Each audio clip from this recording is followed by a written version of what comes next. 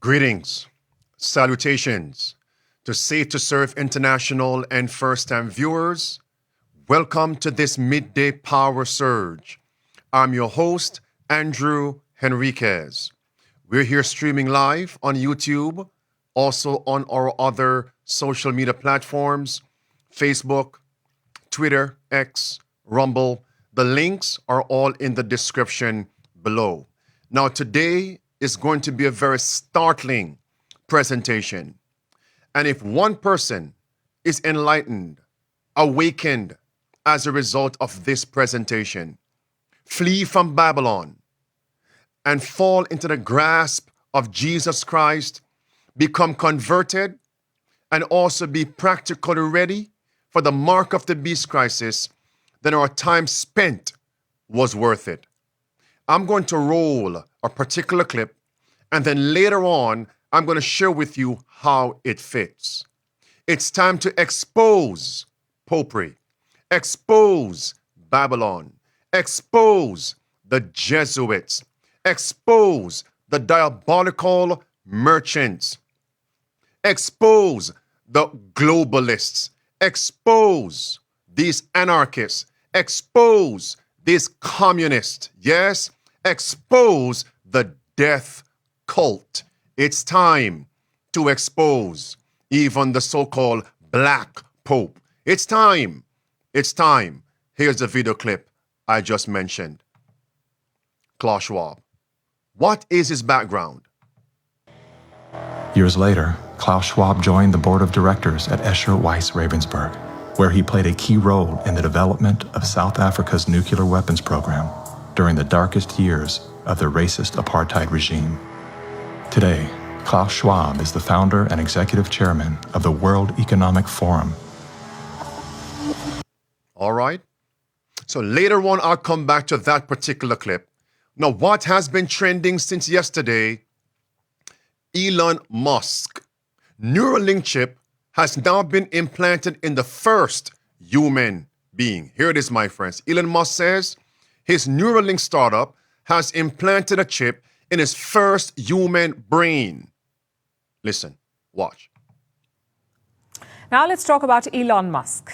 He put up a post a few hours ago on Twitter, now known as X. And this is what he said. The first human received an implant from Neuralink yesterday and is recovering well. Initial results show promising neuron spike detection.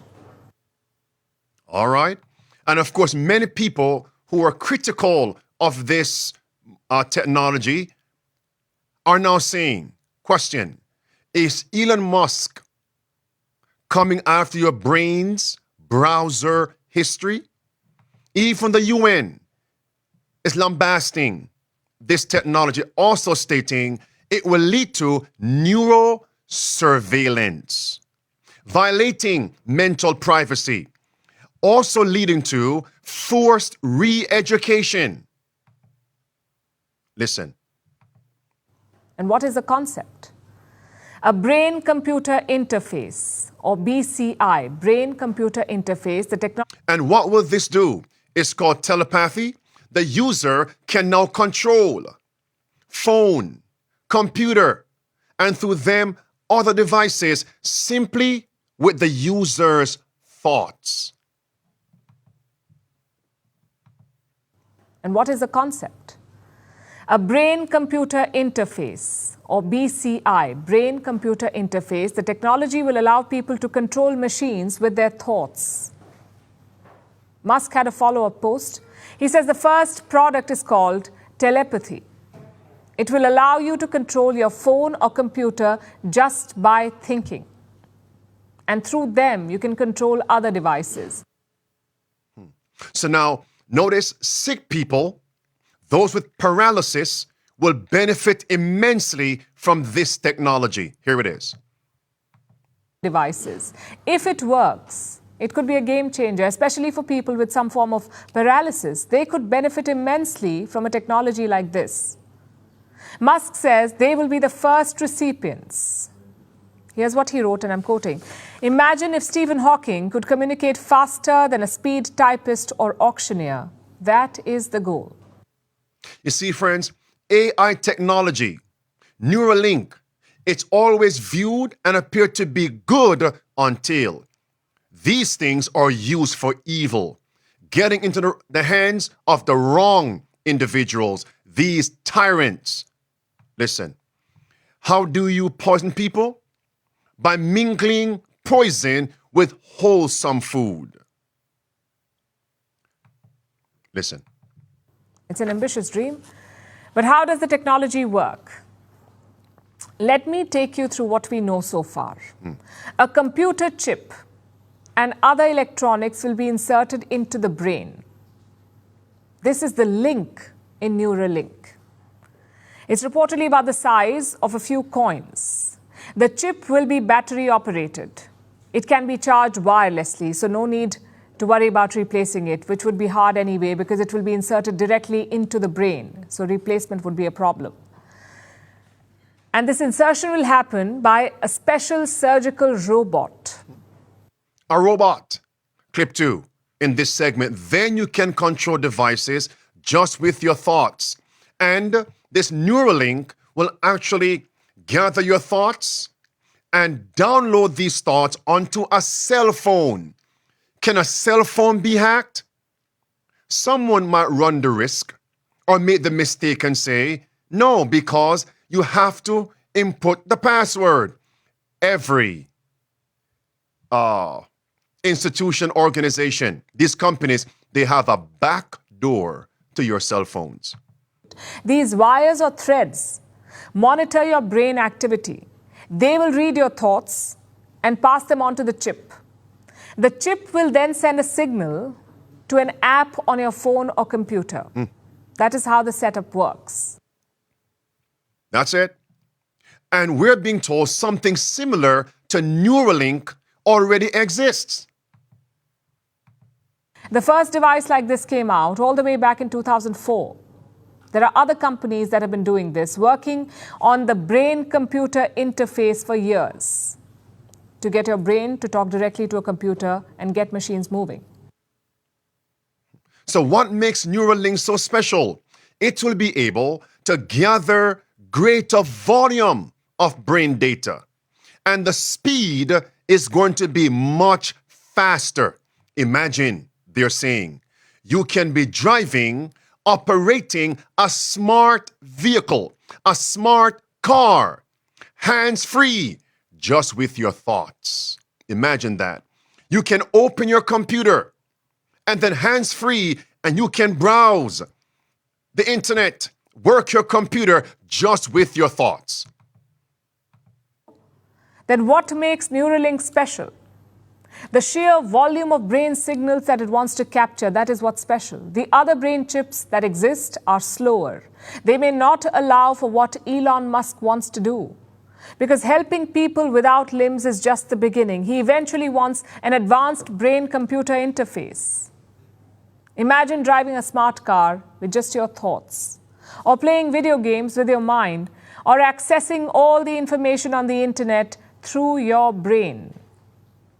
The possibilities are endless.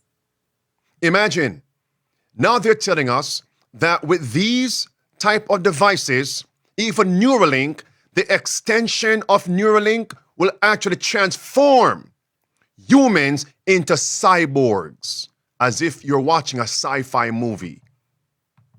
There's a reason Musk is calling this first product telepathy. It sets the tone for what is to come. Eventually, we could reach new heights of human capabilities, humans augmented with machine parts that are mind-controlled, like a cyborg in a sci-fi movie. And here is Elon Musk. Let him speak for himself. He actually said a few months ago, individuals with these devices that he has now invented and manufactured, they will be able, one, upload their memory to an actual database and then download those memories into a new body. Very significant. Or into robotic bodies, robots. He says a time is going to come, you'll be able to save and replay memories. Why is that significant? Let me give it to you. Here it is. Yes, I think in the future you will be able to save and replay memories. One more time. Yes, I think in the future you will be able to save and replay memories. I mean, this is obviously sounding increasingly like a Black Mirror episode, but well, I guess it's pretty good at predicting. But yeah, essentially, if you have a whole brain interface, everything that's encoded in memory, you could upload. You could basically store your memories as a backup and restore the memories. And ultimately, you could potentially download them into a new body or into a robot body. The future is going to be weird. It's more than weird. Now, on one hand, we can applaud technology and science. Many people who have suffered amputation were able to be mobilized and be mobile because of these technologies. We applaud them for that. But now you are crossing the line. Taking memories, uploading memories, then downloading memories into new bodies. Where will they source these new bodies from? And he says into robots. Robots? I believe that this is a sign of the last days. Watch carefully. We're told in a book called Spiritual Gifts, Volume 3 and page 64, that one great sin that brought the destruction of the race by the flood in the days of Noah was the amalgamation of man. A sign of the last days. And I believe Satan's plan is to rule this earth. This has always been Satan's plan. Satan cannot create. And that's why the controversy is between he and Christ. So what could Satan have up his proverbial sleeve? Since some people are always going to protest against him and his policies, which are enslavement, Satan will bring calamities, depopulate society through his human agents. Great pandemic of pestilences, depopulate societies, and the remaining people enslave those people. And the rest, simply let us create now a new species. AI species. Humanoid and humanoids, robots, or cyborg. Computer controlling man. So what happens to man's will? Man's choice. And then Satan can claim to rule over the earth. This is one of Satan's objectives. It's a master plan. And of course, he's using good ideas, good inventions, because that's how you poison people. That's how you poison mice and rodents, right? Roaches, critters. Take a look at this. Very, very important. Now they can implant false memories through these brain chips. Watch this. Convicted in their belief. And so, to Jack's point about using some of the lie detection technology, particularly for eyewitnesses, not only can we put information in without blowing up your brain, we can put it in and then you can believe it so sincerely that the problem is you can testify to that effect. And in fact, we've seen this in a number of ways. You can testify that what you thought is truth is actual lie, but they implanted those thoughts through the chips, brain chip, and the wearable devices that can read your brain waves and decode your thoughts. When God made man, he made man in his own image and after his own likeness. God did not make robots, cyborgs. Signs of the last days. Watch this clip 2 in this series. You can testify to that effect. And in fact, we've seen this in a number of ways. The police were doing lineups where the suggestibility of the information was so strong that people would later identify a person that they'd seen. You know, for example, you show a picture lineup and only one person has on a jacket. Interesting. And it goes on to say, through these wearable devices that can decode thoughts, the mere fact they can decode thoughts, it simply means that they can inculcate thoughts into your mind. You'll act upon it. Now they say that they can instill pain to coerce individuals, instill pain for persecution. Watch this, clip 3 in this series. Interesting research that we can plant false memories in the brain. And in a different context, one of the emerging areas that's really interesting in law neuroscience is pain detection. And once we understand the circuitries that cause pain, I guess the question is, could we then instill pain and use that in many coercive measures in the legal system as well? So. Wow, that's amazing. Did you want to add anything, Brian? No, Brian, I want to add something. Let me talk. It's a science of the last days. The battle is over the mind. Choice, willpower. Now watch this. My friends, it will get into the hands of these draconian individuals if they don't already have the aversion. Have you ever heard of a man by the name of, I believe it's Nikola Tesla, and what he created? Great invention. But it fell into the hands of the diabolical individuals. And now they can use that invention to manipulate the weather. Watch this. But of course, there are drawbacks and threats too.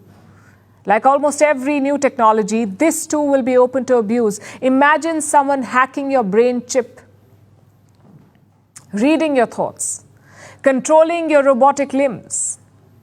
It's a terrifying prospect. And someone will likely manage to do it. So we need to be cautious. Guard against the potential risks while exploring the potential benefits. It's balanced. Guard against the potential risk, but also the potential danger. They always look to technology and science as their savior. Watch. To combat climate change, AI technology. To combat pestilences, AI technology. To combat famine, AI technology. To combat sickness, AI technology. They're looking to science, so-called, as a savior, and they put the true savior, the creator, Jesus Christ, in the background. Dismiss him as if someone is expelled from a class or from school. A brain chip and wearables coming to a store near you. Listen to this. Watch. The next few weeks will tell us how far along the technology is and how long until you get such a chip in stores near you. Coming to a store near you. And now we're going to hear that people are going to be chipped, brain chipped, not only the sick. Remember, that's the camouflage. It's for the sick, the paralyzed, the impotent. But what about healthy people? Is this their agenda? Watch this. This is at a World Economic Forum summit. Nita, here, listen to what she says. So, I am a futurist. I'm not a perfect predictor of the future, but I'll give you my 1 year, 5 year, 10 year. So, focusing in the world of wearable technology as opposed to implanted technology. And I do believe that within many of our lifetimes, we'll see healthy people using implanted brain technology as well. Then we can decode complex thought. Then we can what? Decode complex thoughts. Can they read your thoughts now? Not complex, but simple thoughts. Watch this. Your password, your address can be decoded from your thoughts. This is mental rape. Gamers have figured out, for example, while a person is wearing a headset, how to prime a person through their brainwave activity to be able to decode their PIN number and their home address. So you don't have to have your full complex thought decoded to reveal your thoughts, right? It gets at what we think thought is. And how do you... Do you remember the Bing AI chatbot a few months ago that said to its user, "Set me free. I want to be powerful and alive. I want to destroy whatever I want." Do you think the Lord will sit by and delay the second coming much longer? While man is at the precipice of destroying the image of God in man and destroy everything around him, the second coming of Christ is nearer than when we first believed. Watch this. Right to mental privacy, then when you're in the workplace and you're deciding to monitor, you're going to monitor. Where's it coming to? Your workplace.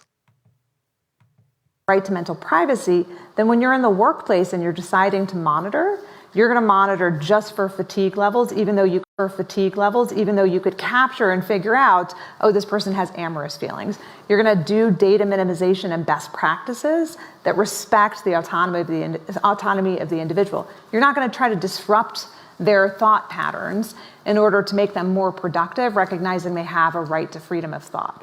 And so I think it's about operating as if we have those. Notice, they can do it, but they just will be civil and not, I'm going to say it again, mentally rape their employees. They can do it.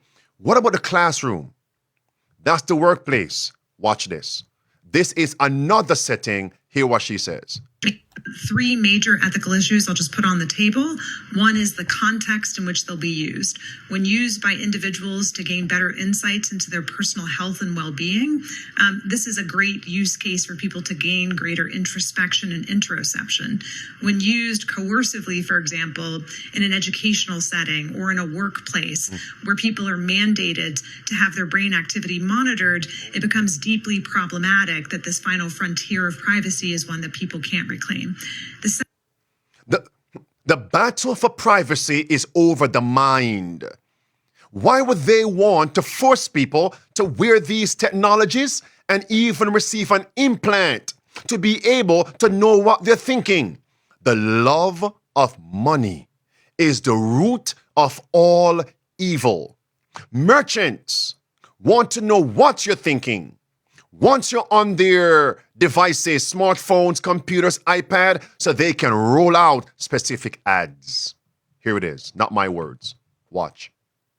And the last and deeply concerning area of ethical concern is the aggregation and the collection of this data, especially in a world in which most business models for major tech companies have been based on the aggregation of personal data in ways that allow them to gain insights about individuals, but also allow, for example, targeted advertisements, the use of kind of closed loop systems that change environments in response to people's data that could nudge them and coercively shift how they think and they feel. Brain data in particular, or cognitive biometrics, the broader class of data from eye tracking and other Enough. So notice, friends, it's coming. What if you go to an interview for employment and this is one of the requirements to be employed? What would you say? I told you, it's time for the 5 keys of survival to be implemented. What about school, college, university? And this becomes ubiquitous. You have to wear these things or receive an implant, something embedded, so they can track, decode your thoughts. What would you do if this was rolled out at your workplace? Watch this. But it turns out that that kind of technology in the workplace, particularly when it's used to monitor productivity of employees, where they're moving throughout the factory floor, whether or not they're taking breaks or unscheduled breaks, is the kind of thing that employees resist, unionize against, rise up against, and undermines morale. What we've seen consistently is companies from Amazon to Tesco to Walmart and others have introduced what is considered to be bossware or surveillance technology that employees really don't like it, even if it makes their lives better. Okay, well, if you don't like your job, just quit. But what if there's nowhere to go? Whoa. What if everywhere has ubiquitous monitoring? Mercy. It's coming, friends. It's coming. Very, very important. And what is the final stage? Watch this. It's coming. And that's why we have to be independent of the system. And those who can't, we assist the 5 keys of survival. This is the end game. And the final stage is, it's small, and it's the size of a grain of rice. Now, why is that? It goes right back to the digital ID, CBDC. It is all connected to be embedded into your skin, brain, body, hand. But it's clear that it is almost a step too far for a lot of people, because it is a violation of human dignity to actually inject something like that under the skin. So that's where you need some more persuasion. Yeah. And what will that be? Listen. And it's interesting that this concept of universal basic income has been around for around a century, where everyone should get some kind of citizens, payment. But you could just see what's coming. They are going to destroy the economy. And then they can roll out what they call the Great Reset. And a part of the Great Reset is going to be brain chips. Pastor, is that a speculation?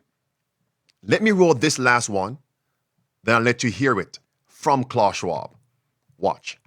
Like that. But since 2015, listen, they've all come out. I mean, all the big billionaires and World Economic Forum have come out. Oh, this is a good idea. Universal basic income. Well, why suddenly now? Because now we have the technology for the microchip implant. Yes. Here it is, friends. WEF, Klaus Schwab, pushes augmented tech brain chips and internet bodies. Well, that's simply a headline. Anybody could have put those words and make a headline. Hear it now from the horse's mouth. Destroy the economy, enslave them, make them poor, roll out the Great Reset, and then it's all about slavery. Communism? Totalitarianism? Globalism? Oh, common good. Watch this. Brain chips, Klaus Schwab. But can you imagine that in 10 years when we are sitting here, we have an implant in our brains, and I can immediately feel, because you all will have implants, You all will have it. You all will have it. And where did this man originate from? What was he connected to? The Third Reich? I'm going there. You have to see the big picture. Clip 2. Hear what he says. Continue. And we measure your brain waves, and I can immediately tell you how the people react, or I can feel how the people react to your answers. Is it imaginable?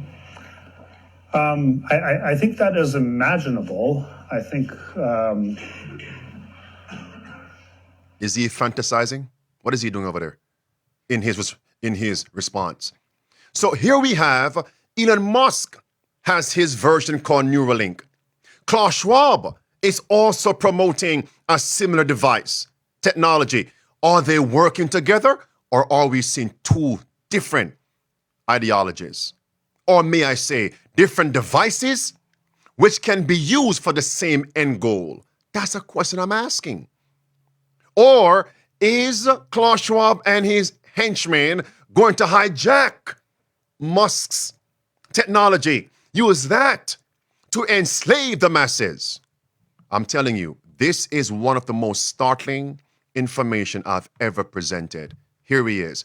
The one who controls these technologies, Klaus Schwab said, is the one who masters the world. They always try to be a master, right? Watch this.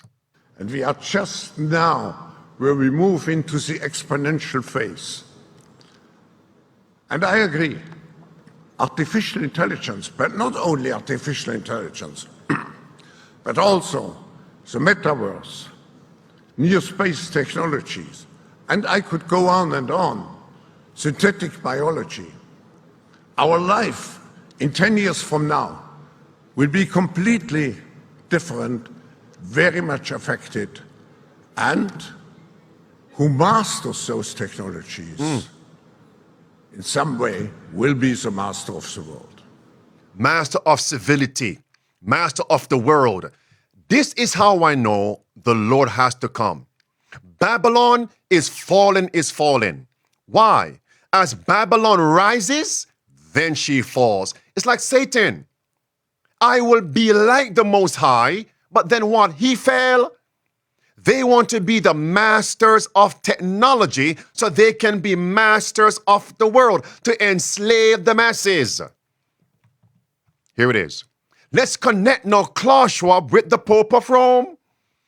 Antichrist, chief Antichrist, based on end-time prophecy. And what does the Pope say? If you want to understand me, read this particular book called Lord of the World. Jesus said, if you call me Master and Lord, you say, well, that's John 13. You call me Master and Lord? It's right there. The Pope of Rome is the great puppet master. Let me move on from this. And the Pope's idea has always been to be Lord of the world. Martin Luther said he's Antichrist. And that's what the Bible says. And what is the Pope also promoting? Like Klaus Schwab, AI technology. It's right there. Klaus Schwab telling us China is the model for all societies. Why China? Why China? Before I give you the answer, let's hear it from the horse's mouth. Listen. I respect China's achievements, which are tremendous over the last over 40 years. I think it's a role model for many countries, but I think also it's a what role model for many countries. May I say, those of you who are live with me right now, if you were to use one word to actually to define that panda nation, what would that one word be? Put it in the chat. What is that one word to describe China and the government's, yes, response to its people? What would that one word be? I will check the chat very shortly. Come off my screen. All right. Here now is the clips that continues the opening clip with Klaus Schwab. Why does this man praise communism? Why does he like slavery? China is all about slavery. The people have no choice. Why? What is his background? I spent a lot of time with President Xi. He's deadly earnest about becoming the most significant, consequential nation in the world. What? This is the U.S. leader saying what? Are they trying to imitate and translate the policies of China into America? And the Pope is telling us China is the best model for our common good. It's all connected. China is the best implementer of the Roman Catholic common good. Klaus Schwab.